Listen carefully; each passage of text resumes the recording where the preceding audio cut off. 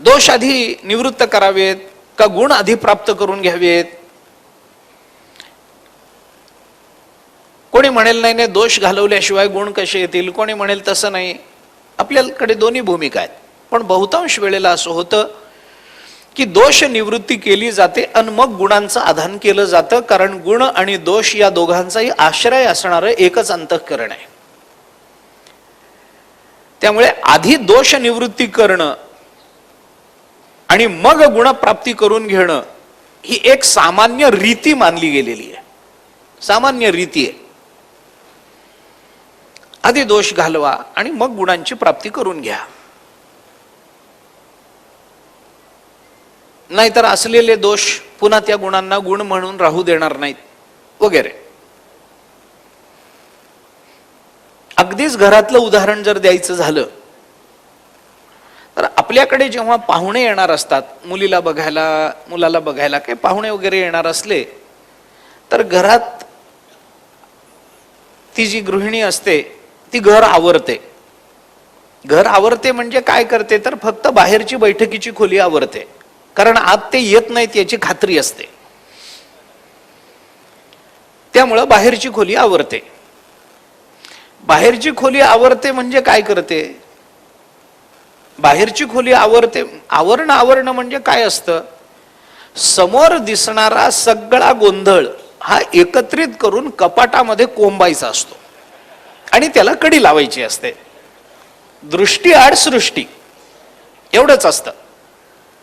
मग ते जरा जोर लावून ती कडी लावली की त्याच्यानंतर पाहुणे गेल्यावर ती कडी काढली की पुन्हा ब्रह्मांड अंगावर पडायचं ते पडणारच आहे. पण तेवढं बिचारी ती करते. मला त्याच्याबद्दल काही म्हणायचं नाही. पसारा आत घालते, कपाटाला कडी लावते, हे सगळं करत असेल ठीक आहे. ते करताना काय करते? बैठक स्वच्छ करते, त्याच्यावर काही चादरी वगैरे घातलेली असतील त्या नवीन घालते, काय खोळी वगैरे त्या लोडाला वगैरे घालायच्या असतील त्या नवीन घालते, स्वच्छ असावं, पांढरं स्वच्छ असावं वगैरे वगैरे. याच्यामध्ये म्हणजे माझ्या मनात विकल्प आहे, तुम्ही मला सांगा काय ते, की आधी झाडून मग गालीच्या घालायचा का आधी गालीच्या घालून मग झाडायचं? हे जरा मला सांगा. म्हणजे नेमका क्रम काय लावावा? आधी गालीच्या घालून मग वरून झाडून घ्यायचंय का आधी झाडून घेऊन मग गालीच्या घालायचा आहे? कसंही म्हणजे कोणी सांगा, तसं काही नाही. ज्यांना ते करायची सवय आहे त्यांनी सांगा, मला काही म्हणायचं नाही. तसंही काही नाही आपलं. नाही म्हणजे ते काही वाईट नाही त्याच्यात. काय घरामध्ये काही काम करणं काही वाईट आहे? बायकोला मदत करणं वाईट आहे काय? करावी, जशी संसार आहे शेवटी. मदत केलं काय बिघडतं काय? ती नाही का आपल्याला स्वयंपाक करायला मदत करत? मग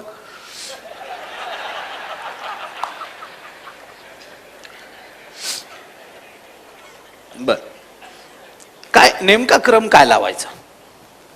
आधी झाडून घेऊन मग गालीच्या घालणं बरं आहे का गालीच्या घालून मग झाडणं बरं आहे? आधी झाडून घेतलं पाहिजे आणि मग गालीच्या घातला पाहिजे. कारण का? कारण न झाडता जर गालीच्या घातला तर खालचा कचरा सोयरीक बिघडवून टाकू शकतो, तो बसू देत नाही. मग काय, आधी स्वच्छ कचरा काढून घेऊन मग चांगल्याचं आधान करायचं असतं. दोष निवृत्ती आधी करावी आणि मग गुणांची प्राप्ती करून घ्यावी, हा एक सामान्य व्यावहारिक नियम आहे, सामान्य नियम आहे. आधी दोष निवृत्ती करावी मग गुणप्राप्ती करून घ्यावी, अगदी योग्य आहे. याच्यात काही मतभेद कोणाचे असण्याचं काही कारण नाही आहे. ज्ञानेश्वर महाराज भगवंतांनी 16व्या अध्यायामध्ये हा क्रम बदलवला आहे. गीतेमध्ये अन्यत्र बोलत असताना दोष निवृत्तीपूर्वक गुणाधानाचा विचार भगवंतांनी सर्वत्र मांडलाय, ज्ञानेश्वर महाराजांनी मांडला. पण 16व्या अध्यायामध्ये आधी दोष सांगितले आणि मग गुण सांगितले असं केलं नाही. आधी गुण सांगितले आणि मग दोष सांगितले. अर्जुन हे विचारतोय देवाला, देवा मला गुणांची गरज आहे, मान्य आहे. भगवत स्वरूप ते करता मला गुणांची अपेक्षा आहे, मान्य आहे. मला दोष सांगता कशाला? ज्या गावाला मला जायचंच नाही त्या गावाचा रस्ता मला सांगता कशा करता? मला दोषांची प्राप्ती करून घ्यायची नाहीये, मला तुम्ही गुण सांगा, मला ते गुण मिळाले पाहिजेत. तरी भगवंतानी अर्जुनाला नंतर दोष सांगितले. दोष सांगून झाल्यानंतर गुण सांगणं ही मानसिकता आपण समजू शकतो, पण गुण सांगून झाल्यानंतर दोष सांगण्याची गरजच काय राहते? उलट केलंय भगवंतानी. याला वेदांताच्या परिभाषेमध्ये प्रतिपक्ष भावना असं म्हणतात. जगद्गुरु शंकराचार्यांनी गीता भाष्याच्या 2ऱ्या अध्यायाच्या उपोद्घातामध्ये या प्रतिपक्ष भावनेचा विचार केला. प्रतिपक्ष भावना म्हणजे काय संकल्पना आहे? आपल्याला ज्या दोषाची निवृत्ती करायची आहे, तो दोष जर आम्ही निवृत्त करू शकत नसू, तेवढं सामर्थ्य जर आमच्या ठिकाणी नसेल त्या दोषाच्या निवृत्ती करता, तर त्या दोषाच्या विरोधी असणारा जो गुण आहे, त्या गुणांची प्राप्ती करून घेण्याचा प्रयत्न करावा. तो गुण आला की तद्विरोधी दोष त्या गुणांच्या प्रबलतेनं निवृत्त होतो. याला प्रतिपक्ष भावना असं म्हणतात. उदाहरणार्थ, माझ्या ठिकाणी क्रोध हा जर दोष असेल आणि तो दोष दूर करणं जर मला अवघड जात असेल, शक्य होत नसेल, तर क्रोधाच्या विरोधी असणारी जी शांती, शांतता हा जो गुण आहे तो मी प्राप्त करून घ्यावा. त्या शांतीच्या प्रबलतेमध्ये क्रोध निवृत्त होतो. याला प्रतिपक्ष भावना असं म्हणतात. वेदांतामध्ये हे एक स्वतंत्र हा एक विचार आहे. मी आत्ता त्या संबंधामध्ये बोलत नाही.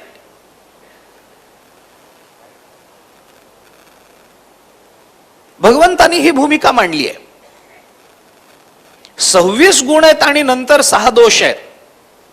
अर्जुन विचारतो, देवा मला या दोषांची जाणीव करूनच कशाला देता? मला तुम्ही गुण सांगा, मला मान्य आहेत. मी निर्भय झालं पाहिजे, मान्य आहे.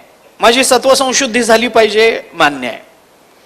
मी दानी असलो पाहिजे, मी अमुक असलो पाहिजे, मला ज्ञान झालं पाहिजे, सगळं मान्य आहे.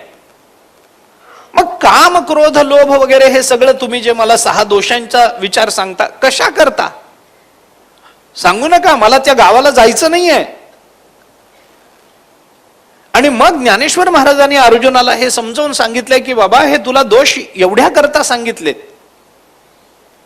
ते तुझ्याजवळ आहेत का नाहीत हा मुद्दा नाही अर्जुना, परंतु त्याची तुला जाणीव असली पाहिजे, हे महत्वाचं आहे. बऱ्याच वेळेला ज्या गोष्टी आम्हाला नको वाटतात आणि आमच्या जवळ नसतात, त्यांची निदान आपल्याला जाणीव तरी असली पाहिजे. कशा करता? ज्ञानेश्वर महाराजांनी अर्ध्याच ओवीमध्ये त्याचा विचार बोलून दाखवलाय. त्याज्य पै त्यजावया लागी जाणावे जरी अनुपयोगी. त्याज्य अनुपयोगी असले तरी त्यजावया लागी जाणावे. त्याज्य पै त्यजावया लागी जाणावे जरी अनुपयोगी. त्याज्य अनुपयोगी असतंच, अनुपयोगी आहे म्हणूनच त्याज्य वाटतं, पण तरीही ते जाणावे. का जाणावे? त्यजावया लागी जाणावे. ते आमच्यामध्ये येऊ नयेत याची दक्षता आम्ही घेतली पाहिजे. आसुप्ते रामृते कालम नयेत वेदांत चिंतया दद्यात नावसरम किंचित कामादीनाम मनागपी, असं एका उपनिषदात वचन आलंय. माणसाला झोप लागेपर्यंत आणि मरण येईपर्यंत माणसाने आपला काळ वेदांताच्या चिंतनात घालवावा. आसुप्ते, जोपर्यंत झोप येत नाही. आमृते, जोपर्यंत मरण येत नाही. कालम न येत वेदांत चिंतया, आपला काळ वेदांताच्या चिंतनामध्ये घालवावा. दद्यात नावसरम किंचित कामादीनाम मनागपी. कामादीनाम मनागपी किंचित अवसरम न दद्यात, असा अन्वय लागतो. कामादिकांना आपल्या मनात प्रवेश करण्याचा किंचितही अवसर देऊ नये, याच्याकरता आपला काळ वेदांताच्या चिंतनात घालवा. संसाराच्या चिंतनात घातला की काम मनामध्ये प्रवेश करेल, त्याला तो अवसर मिळेल. याच्याकरता हे आम्हाला जाणलं पाहिजे. म्हणून जाणावे जरी अनुपयोगी, ते त्यजावया लागी जाणावे. ज्ञानोबरांनी फार गोड चिंतन केलंय. थोडंसं स्पष्ट बोलतो, अजून खुलासा करतो. आम्हाला जे मिळवायचंय ना, ते थोडंसं उशिरा कळलं तरी चालतं, पण जे आम्हाला टाकायचंय, जे सोडायचंय, ते आधी कळलं पाहिजे. ते आधी कळलं पाहिजे. मिळवायचंय ते थोडंसं उशिरा कळलं तरी चालतं. चांगल्या पगाराची नोकरी करायची आहे, थोडंसं उशिरा कळलं तरी चालतं, पण तंबाखू खायची नाही हे आधी कळलं पाहिजे. बिड्या ओढायच्या नाहीत हे आधी कळलं पाहिजे. जे त्याज्य आहे ते आधी कळलं पाहिजे. प्राथमिकता कशाला द्यायची हे लक्षात आलं पाहिजे.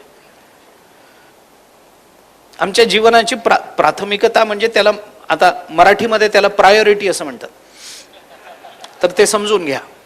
ती जी प्राथमिकता आहे ना, ती कशाला द्यायची? गुणदोषांपैकी कशाला आमची प्राथमिकता असली पाहिजे? ज्ञानोबा म्हणतात, त्यजावया लागी त्याज्य जाणावे. त्याचा त्याग करण्याकरता ते बारकाईनं, जे सोडायचंय ते फार बारकाईनं कळलं पाहिजे. परिणाम कळलं पाहिजे, त्याचं स्वरूप कळलं पाहिजे, त्याचं कार्य कळलं पाहिजे, तरच त्याचा त्याग होतो. हे आठवलं म्हणून सांगतो तुम्हाला.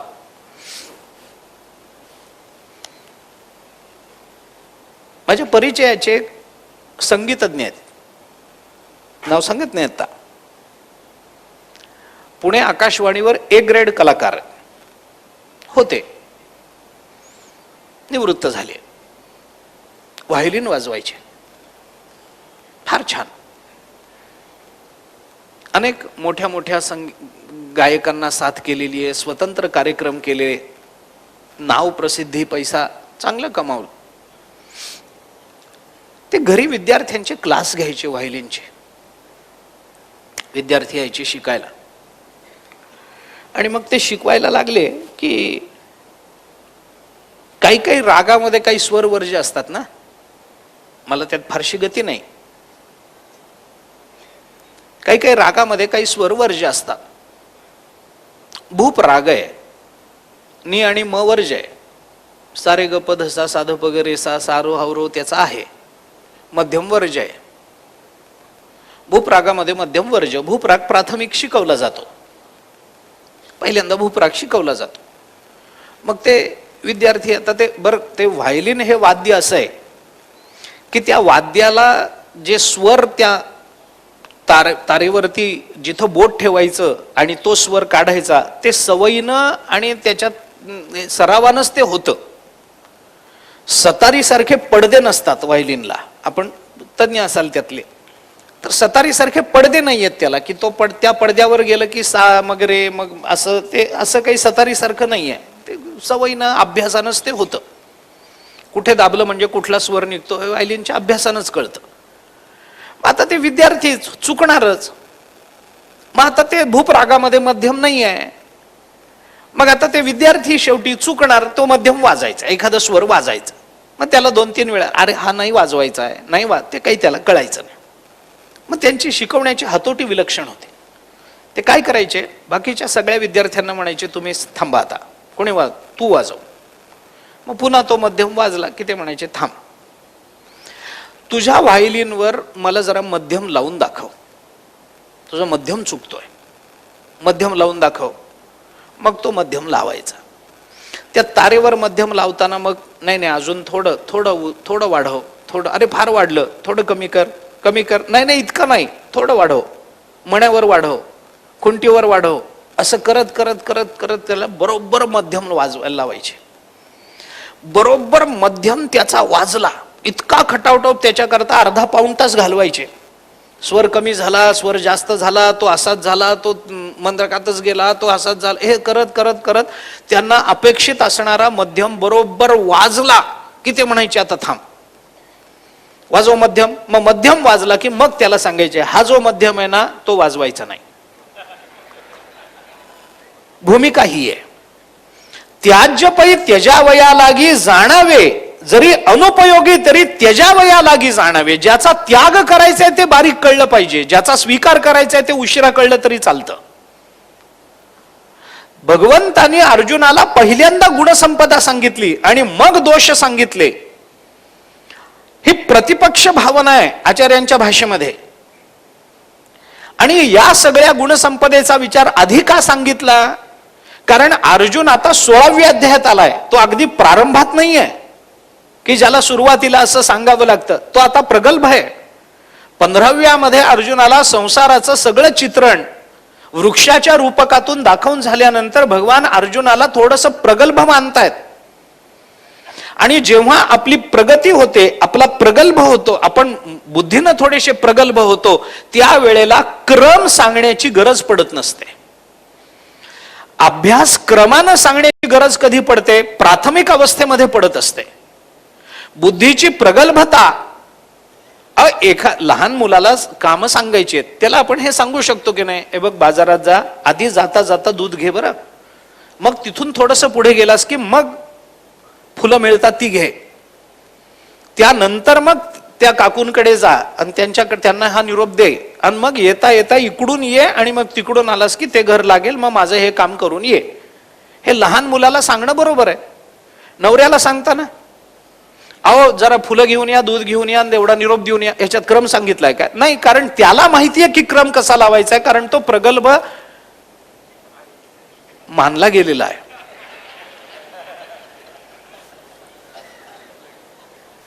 आहे म्हणण्याचं धाडस तरी होत नाही, पण मानला गेला आहे असं म्हणून थोडी संदिग्धता ठेवण्याचं कौशल्य तरी मी दाखवू शकतो. नवऱ्याला सांगताना असं नाही सांगत की तुम्ही आधी इथं जा, मग तिथं जा, मग तिथून तिथं जा, ते तुम्हाला रस्त्यात पडेल. त्याला ते माहितीच आहे, कारण तो प्रगल्भ आहे, कारण त्याला अनेक वेळेला त्यांनी आतापर्यंत हाताखाली कामं केलेली आहेत, त्याच्यातच गेलाय. तो विषयच नाहीये. पण लहान मूल असेल तर त्याला क्रमानं सांगितलं पाहिजे. अर्जुन आता 16व्या अध्यायात आलाय, पुढचा अध्याय 17वा हा गीतेचा तशा अर्थाने शेवटचा अध्याय आहे. आताही त्याला क्रमानं सांगायची गरज वाटावी असं नाहीये ना. मानसिकता जर बघितली तर त्याची अपेक्षा नाहीये. मग भगवंतांनी सांगितलंय बघ, हे गुण आहेत, हे दोष आहेत, हे तुला नीट कळावेत, त्याची पुन्हा एकदा तुला मी उजळणी करून दिलेली आहे. याच्यात गुण आधी सांगितले का दोष आधी सांगितले याची चर्चाच करू नको. आता तुला कळलं ना मला काय म्हणायचंय, ते संपलं. भगवंतांनी आधी गुणांचा विचार केला. चांगल्याची जाणीव झाल्याशिवाय वाईट कळत नाही आणि वाईटाची जाणीव झाल्याशिवाय चांगलं कळत नाही. या दोन्ही प्रक्रिया आपल्या जीवनाच्या प्रगल्भतेच्या परिप्रेक्षातून बघाव्या लागतात. भगवंतांनी अर्जुनाला गुण संपदा आधी सांगितली. ही 26 गुणांची आहे. त्याला संपत्ती असं म्हटलंय. संपत्ती म्हणण्याच्या मागे त्यांचं एकत्रीकरण एवढाच अर्थ तिथं अभिप्रेत आहे. संपदा हा बहुवचनी शब्द आहे. संपदेमध्ये एकच गुण म्हणजे संपदा आहे का, तर असं नाहीये. अनेक गुण एकत्रित येतात तेव्हा ती संपदा होते, तेव्हा ती संपत्ती होते. एका गुणाला संपत्ती म्हणता येत नाही का? येतंय, पण त्याचा भाव वेगळा असतो. ही दैवी संपत्ती भगवंतांनी अर्जुनाला सांगितली. याच्यातल्या पहिल्या गुणाचा विचार सांगताना भगवंतांनी अर्जुनाला पहिला गुण सांगितला, तो आहे अभय. अभयम सत्व संशुद्धी ज्ञान योग व्यवस्थिती दानम दमश्च यज्ञश्च स्वाध्यायस्तप आर्जवम. अभय, अभय म्हणजे निर्भयता, भयरहित अवस्था. ज्ञानेश्वर महाराजांनी याला प्राथमिकता दिली. धुरेचा बैसणा म्हटलंय खाली ओवी मध्ये. आता तयाची दैवगुणा माझी धुरेचा बैसणा. धुरेचा म्हणजे अगदी प्रथमतः सगळ्यात महत्वाचा, महत्वाच्या स्थानी बसलेला हा अभय नावाचा गुण आहे. का याला महत्वाचं म्हटलं? प्रत्येकच गुण महत्वाचा आहे. ज्या गुणाने आपल्याला भगवत दर्शन होईल, ज्या गुणाने भगवत प्राप्ती होईल, तो प्रत्येक गुण महत्वाचा आहे. मग अभयाला महत्वाचा धुरेचा का म्हटलं ज्ञानेश्वर महाराजांनी? या 26 गुणांमध्ये सगळ्याच गुणांचा विचार करत असताना ज्ञानेश्वर महाराजांनी त्याचा संबंध आपल्या जीवनाच्या धन्यतेशी, मोक्षाशी, भगवत स्वरूपतेशी, भगवत प्राप्तीशी जोडून दिलेला आहे. नाही असं नाहीये. त्या गुणांचा विचार करताना ज्ञानेश्वर महाराजांनी तसे तसे शब्द वापरलेत, आपल्याला त्याचा पुढे विचार करता येईल. पण अभयाला एवढं महत्व का दिलं? कारण हा खरंच महत्वाचा गुण आहे. माणसाच्या अंतःकरणामध्ये माणसाला दुर्बल बनवणारा मनोविकार म्हणजे भय आहे. भय ही संकल्पना, भय हा मनोविकार इतका विचित्र आहे. ज्याच्या अंतःकरणात भय निर्माण झालं, ते भय त्याला तर पुढे जाऊ देतच नाही. पण बरोबरच्या लोकांना सुद्धा पुढे जाऊ देत नाही. हा भय विचित्र आहे. हे भय विकारच विचित्र आहे. मी आपल्याला साधंसं उदाहरण सांगतो. घरामध्ये एखादी आई आपल्या मुलाला सांगते, अंधाऱ्या खोलीमध्ये, कोठीच्या खोलीमध्ये अमुक अमुक भांडे घेऊन ये. तो म्हणतो, आई तिथे अंधार आहे, मला भीती वाटते. अरे लाईट लावून जा.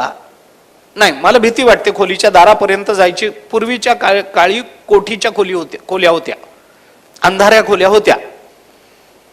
जुन्या लोकांना माहिती असेल, आठवत असेल. अंधाऱ्या खोल्या, तिथं ते अडगळ सगळी टाकलेली असायची. कोठीचीच खोली ती, अडगळ टाकलेली असायची, भांडी कुंडी टाकलेली असायची, पसारा पडलेला असायचा, अंधार असायचा. मग ते लहान मुलं घाबरत, आई मी नाही जाणार, मी नाही जाणार. मग ती आई काय करते, अरे दादाला घेऊन जा, दादा जा रे याच्या बरोबर. दादालाही वाटतं आपण केवढे शूर. तोही दादा काही फार मोठा नसतो, तोही त्याच्यापेक्षा 2 वर्षांनी मोठा. दादाला घेऊन जा, दादा जा रे त्याच्याबरोबर. तो घाबरतो, तू सांभाळ त्याला. बर, मग दादा त्याच्या हाताला घेऊन जातो आणि जाताना त्याला समजावून सांगतो, अरे काही नसतं, अंधारात काही होत नाही. कुठपर्यंत, कोठीची खोली येईपर्यंत. शेवटी तोही दादाच आहे, तोही काही फार मोठा नाही. मग हे लहान मुलाचा हात हातात घेतो आणि चल मी तुला घेऊन जातो, आपण दिवा लावू आणि घेऊन येऊ भांड, एवढं काय त्याच्यामध्ये. बर, दोघेही जातात. गेल्यानंतर हे जे लहान मूल असतं ना, तिथला अंधार बघून घाबरतं. आता भय निर्माण झालं की नाही अंतःकरणामध्ये, अंधाराचं भय निर्माण झालं की नाही, झालं. हे भय जेव्हा त्या बालकाच्या अंतःकरणामध्ये निर्माण होतं, तेव्हा ते पुढं जायचं थांबतं, मागे सरकायला लागतं. हा त्याच्यावर होणारा परिणाम आहे. पण त्याचबरोबर ते काय करतं, ज्या दादाचा हात हातात धरलेला असतो ना, त्यालाही ते मागे ओढतं. ते स्वतः भय ज्याच्या अंतःकरणामध्ये निर्माण होतं त्याला तर ते मागे आणतच, पण त्याच्या बरोबरीनं त्याला सहाय्यकारी असणाऱ्या तत्वांना सुद्धा मागे खेचून आणतं ते भय. म्हणून निर्भय होणं ही परमार्थाची पहिली पायरी मानतात ज्ञानेश्वर महाराज. निर्भयता, आपण कोणतंही साधन करा, आपण कोणत्याही गुणांच्या प्राप्तीचा प्रयत्न करा अथवा दोषांच्या निवृत्तीचा विचार करा, तिथे आपल्याला निर्भयता आल्याशिवाय दोष निवृत्तीही होणार नाही आणि गुणप्राप्तीही होणार नाही. भय हा विचित्र मनोविकार आहे. आणि गंमत अशी आहे या मनोविकाराची, या भयाची, की तो सगळ्यांच्या ठिकाणी आहे. जो कुणी इथं या पृथ्वीवर अवताराला येईल, जन्माला येईल, त्या प्रत्येकाच्या अंतःकरणामध्ये भय हे राहीलच आहे. हा, भयाचे विषय कदाचित बदलतील, पण भय नावाचा विकार हा राहणारच आहे. मी आपल्याला किती मोठी उदाहरणं सांगू याच्याकरता. माणसापासून ते देवापर्यंत सगळी उदाहरणं सांगतो, या सगळ्यांच्या अंतःकरणात भय आहे. माणूस तर घाबरतो नवल नाही, आणि तो कुणाला घाबरतो हे प्रवचनात सांगण्याची गरजही नाही.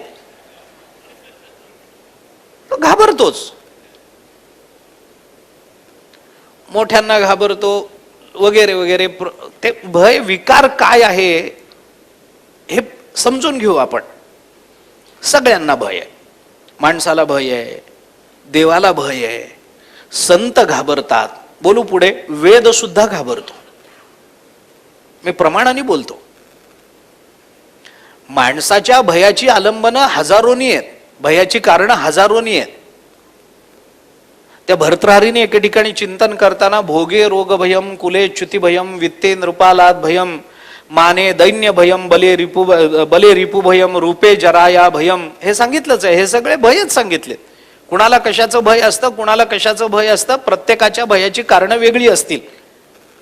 विषयाचा भोग घेणाऱ्यांना रोगाचं भय आहे, कुलवान माणसाला कुलच्युतीचं भय आहे, ज्याच्याकडे संपत्ती आहे त्याला चोराचं भय आहे, कराचं भय आहे.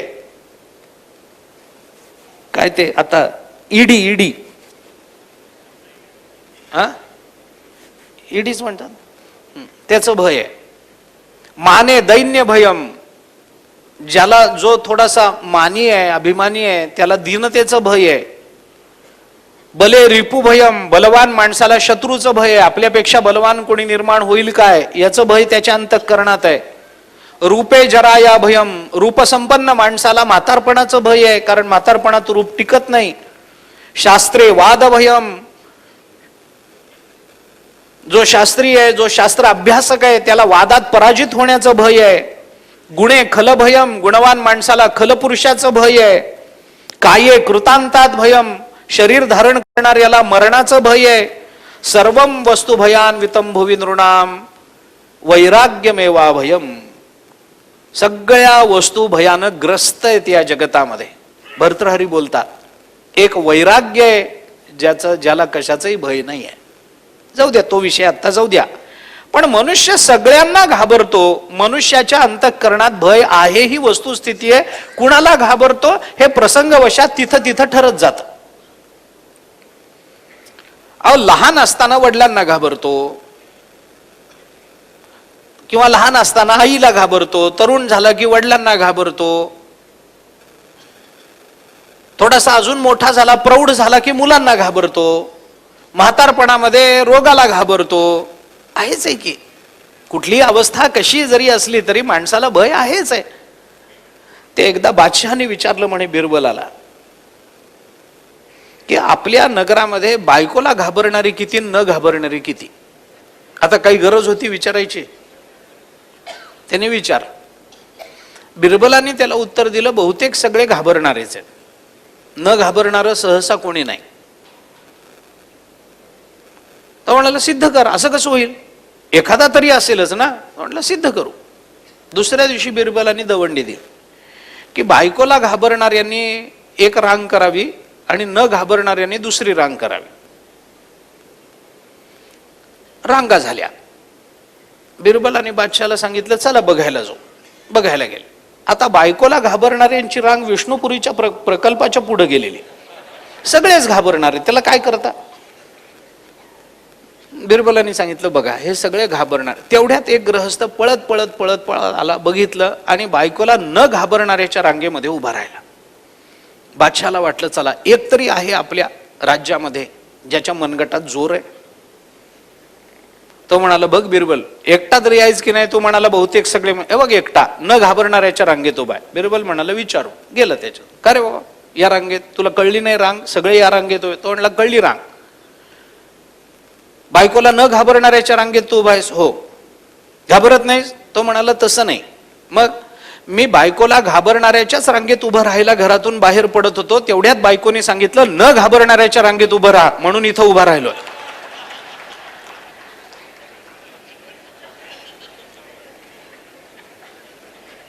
आता याला काय म्हणाल.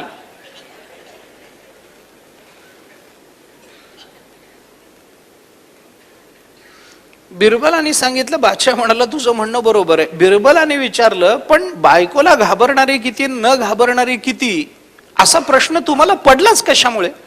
बादशाह म्हणाला काही नाही, काल रात्री बेगमने मला विचारलं काय घाबरता की नाही मला, म्हणून हा प्रश्न मी तुला विचारलाय. आता मग राजाच असा असेल तर मग पुढचं सगळं असं असणारच ना. मुद्दा काय हे विनोद सोडून द्या, पण सगळेच घाबरतात. मनुष्य घाबरतो. अहो देव घाबरल्याचं वर्णन आहे. कालयवनाला घाबरून पळाले भगवान. आपल्याला सगळ्यांना भागवत माहिती आहे, ऐकून माहिती आहे. नाही भगवंता ज्ञानेश्वरीमध्ये तर भगवान प्रेमाला घाबरलेत. ऐसा देव भुलला मोहे अर्जुना ते अलिंगुनी ठाये मग बिहाला म्हणे नो हे आवडीचे हे. मग बिहाला असा शब्द ज्ञानोबाराने वापरलाय. मग परमात्मा घाबरले, अर्जुनाला जवळ घेतलं, आलिंगन दिलं आणि मग भगवंताला भय वाटलं. भगवान म्हणाले अरे याला आलिंगन दिलं, हा आपल्याशी एकरूप झाला तर गीता कुणाला सांगू नको, म्हणून घाबरले. ज्ञानोबारांनी चिंतन केलं. कोण घाबरत नाही, संत घाबरतात. नामदेव यांनी म्हटलंय ब्राह्मणाचे पोरं एक खेळासी भ्याले ते 12 वर्ष लपाले रे कापत कापत बाहेरी आले ते नागवेची पळून गेले. शुकाचार्यांचं वर्णन नामदेव यांनी केलं. खेळाला भ्याले. शुकाचार्य आईच्या गर्भामध्ये 12 वर्ष राहिले, त्यांचं चरित्र आहे. 12 वर्ष शुकाचार्य 12 वर्ष राहिले याच्यामध्ये मला काही आश्चर्य वाटत नाही. ते योगीच आहेत. त्या माऊलीनं 12 वर्ष त्यांना तसं सांभाळलं याचं आश्चर्य आहे, त्यांचं आश्चर्य नाही आहे. व्यास महर्षी जवळ गेले आणि व्यासांनी सांगितलं, शुका बाहेर ये. नाही, मला भीती वाटते. कशाची? संसाराची. खेळाशी हा खेळ म्हणजे संसार. मला या बाहेरच्या प्रपंचाची भीती वाटते, मग इथंच बरं आहे. व्यास महर्षी म्हणाले, अरे काही होत नाही, काही करत नाही हा संसार, तू बाहेर ये, मी आहे ना.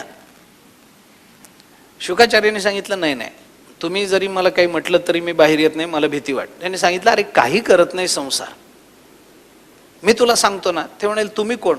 म्हणे, तुझा बाप आहे, वडील, तुझा जनक आहे मी तुला सांगतोय संसार काही करणार नाही. शुकाचार्य आतून सांगितलं, तुम्ही काय मला शब्द देता? अरे संसार काही करत नाही हे जर तुम्हाला आधी कळलं असतं तर आपल्याला मुलगा व्हावा असं तुम्हाला वाटलंच नसतं.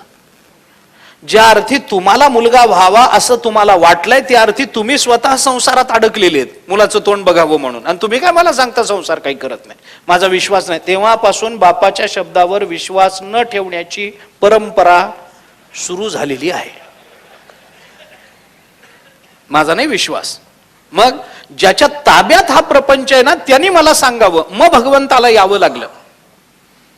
आणि मग भगवंतानी सांगितलं, त्यांच्या माझ्या ताब्यात आहे. दैवी एषा गुणमयी मम माया दुरत्यया मामेव ये प्रपद्यन्ते माया मेताम तरंते. माझ्या हातात आहे माझी माया, मी सांगतो संसार काही करणार नाही. आणि मग ते शुकाचार्य तरी भगवंताच्या शब्दावर विश्वास बसला नाही, कापत कापत बाहेरी आले, ते नागवेच पळून गेले. नामदेव यांनी वर्णन केलं. म्हणजे खेळाशी भ्याले, इथंच माझं म्हणणं आहे. शुकाचार्य सुद्धा, अहो वेद घाबरतो, तर महाभारताने वर्णन केलंय, वेदाला भीती वाटते. इतिहास पुराणाभ्याम वेद समुपब्रह्मयेत बिभेत्यल्प श्रुताद वेदो मामयम प्रहरिष्यती. महाभारतात विचार आला.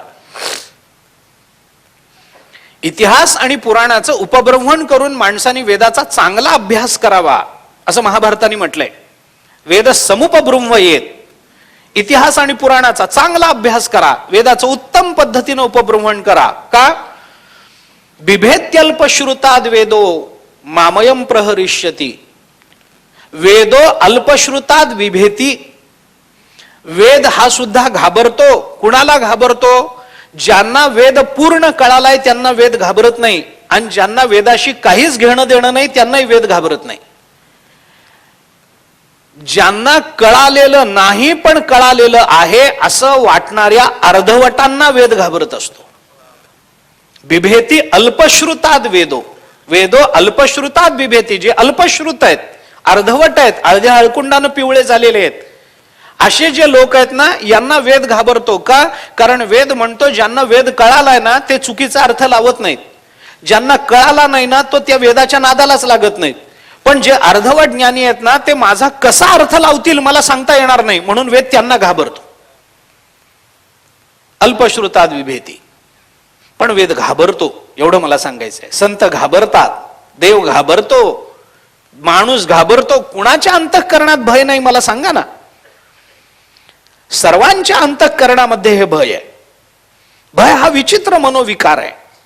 काय आहे भय? आहे भय आहे म्हणजे काय आहे? भय नावाची संकल्पना काय, त्याचा अर्थ होतो? मी घाबरतो म्हणजे काय होतं? घाबरणं म्हणजे काय आहे? माणसाच्या अंतःकरणामध्ये भय आहे, मान्य आहे. पण भय आहे म्हणजे अशी कोणती भूमिका आहे, अशी कोणती भावना आहे की माणसाच्या शरीराची थरथर होते, माणसाला नको वाटतं, त्याचा त्याग करावा वाटतो, तिथून निवृत्त व्हावं वाटतं? असं काय आहे? महाभारताने तर म्हटलंय मनुष्य उठल्यापासून झोपेपर्यंत घाबरतच असतो, सगळ्यालाच घाबरतो.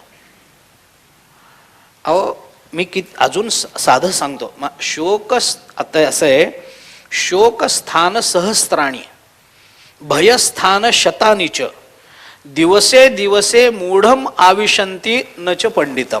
महाभारतातला श्लोक आहे, शांती पर्वात आला. विषय लांबवायचा नाही आहे, पण मी आपल्याला खूप साधं सांगतो, खूप साधं सांगतो.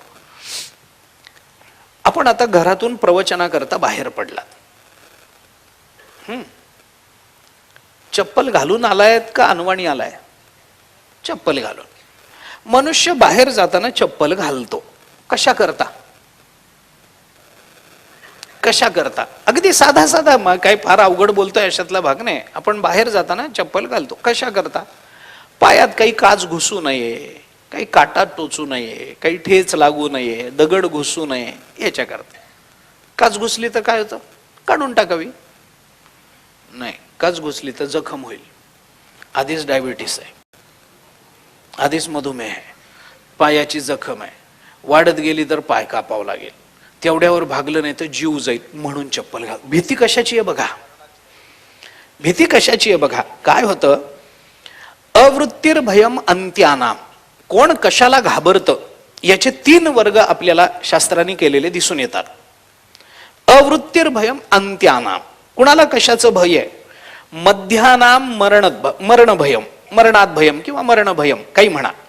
उत्तमानाम तू मर्त्यानाम अवमानात परम भयम. 3 वर्ग आहेत. कनिष्ठ प्रतीचा जो वर्ग आहे ना, तो कशाला घाबरतो?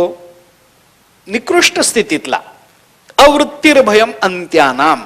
अगदी खालचा जो वर्ग आहे ना, म्हणजे ज्याला काही करायचं नाहीये, काही कर्तृत्व नाहीये, पण तरी जगायचं आहे, कसं तरी कुठेतरी भिक्षा मागतोय, भीक मागतोय, कुणाकडे तरी काहीतरी करतोय, अशा वृत्तीचे जे लोक आहेत की डोकं चालवायचं नाही, शक्य असूनही काबाड कष्ट करायचे नाहीत, तेवढ्या पुरतं मिळवायचं, तेवढ्या पुरतं पोट भरायचं, आळशासारखं पडून राहायचं, असे जे लोक आहेत ना, या लोकांना कशाचं भय? उपासमारीचं भय आहे.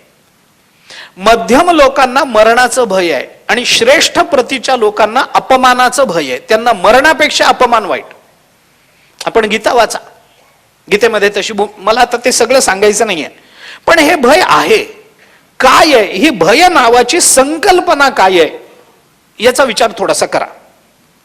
भय नावाची संकल्पना काय? भय कशाला म्हणतात? शास्त्र दृष्टीने भयाची व्याख्या काय? एकनाथ महाराजांचं वचन सांगतो. नाथ महाराजांचं वचन, नाथ महाराजांनी केलेली भयाची व्याख्या सांगतो. भय निर्माण होण्याकरता काय काय लागतं याचं मानसशास्त्र सांगतो. नाथ महाराज भय कशाला म्हणतात? नाथ महाराजांनी असं म्हटलंय, बळी मिळोनी समस्त आप्त विषय विभांडू पाहत तेणे कासावीस होय चित्त भय निश्चित या नाव. भागवतामध्ये नाथ महाराजांनी भयाचा विचार केलाय. एकादश स्कंदामध्ये पुष्कळ ठिकाणी आलाय. भयम द्वितीयाभिनिवेशता स्यात् ईशादपेत विपर्ययो स्मृती, या खालचं नाथ महाराजांचं भाष्य बघा, आपण कळून जाईल आपल्याला. याच्यामध्ये भय कशाला म्हणतात? बळी मिळोनी समस्त आप्त विषय विभांडू पाहत तेणे कासावीस होय चित्त भय निश्चित या नाव. सगळे बलवान लोक एकत्र येऊन आपल्या जवळचं आपलं म्हणवलं गेलेलं द्रव्य जेव्हा हिसकावून घेण्याचा प्रयत्न करतात, त्यावेळेला अंतःकरणाची जी अवस्था निर्माण होते त्याला भय असं म्हणतात.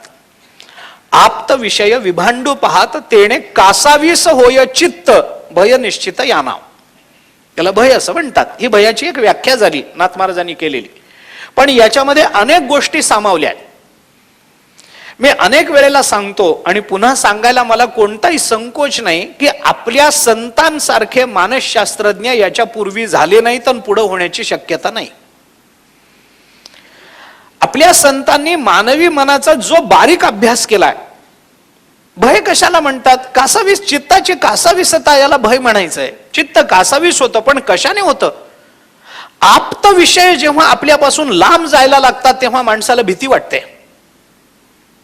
म्हातारपणामध्ये माणसाला असं वाटतं की मुलाबाळांच्या जवळ राहावं, कधी काय होईल सांगता येत नाही. मग मुलगा कुठे गावाला जायला लागला की घाबरतात, तू कधी परत येणार आहेस रे, लवकर ये बरं का. अरे बाकीचे आहेत ना, आहेत, पण त्याला हे वाटत राहतं की तो आपल्या जवळ असला पाहिजे म्हणजे मी सुरक्षित आहे. म्हातारपणामध्ये हे वाटणं खूप स्वाभाविक आहे. इनसिक्युअर फिलिंग म्हणतात ना, तसं काहीतरी ते होत राहतं. थोडासा अस्वस्थ होतो मी, असुरक्षित वाटायला लागतं वयोमानाने, कधी काय होईल कायचा नेम नाहीये असं जाणवायला लागतं. आपलं आयुष्य उतरणीला लागलेलं आहे याचे अनुभव यायला लागतात. आणि मग कधीही कदाचित आपला देहत्याग आपल्याला करावा लागेल ही भावना अंतःकरणामध्ये जोर धरायला लागली की मग माणसाला असं वाटतं की अरे नाही, कोणीतरी आपल्या जवळ असलं पाहिजे. मग ते मुलाला म्हणतात, तुम्ही दोघेही चाललात का रे, घरी कोणीतरी ठेवा ना. मग तो म्हणतो, आई आहे ना, तिच्याच्याने काही होत नाही, तुम्ही थांबा, तुम्ही थांबा, तुम्ही गेलात आणि माझं काही झालं तर तुम्ही थांबा. हे काय आहे? आप्त विषय जेव्हा आपल्याला सोडून जायला लागतात तेव्हा चित्ताला जो कासाविषयी होते ना, त्याला नाथ महाराज भय म्हणतात.